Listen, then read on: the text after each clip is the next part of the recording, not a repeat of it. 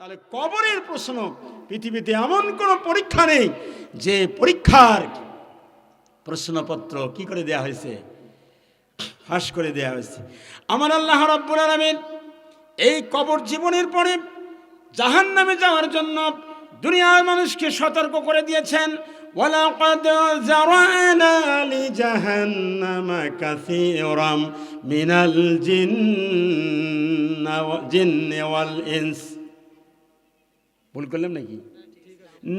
মিনাল জিন্নি ওয়াল ইনসি লাহুম কুলুবুল লা ইয়াফকাহুনা বিহা ওয়া লাহুম আ'য়ুনুল লা ইউবসিরুনা বিহা ওয়া লাহুম আযানুল লা ইয়াসমাউনা বিহা উলাইকা কাল আনআম।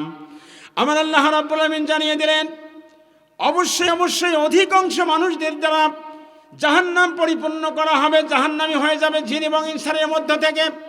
কারা জাহান্নামী হয়ে যাবে? তাদের তিনটা কোয়ালিটি বর্ণনা করলেন আল্লাহ সুবহানাহু ওয়া তাআলা নিজেই।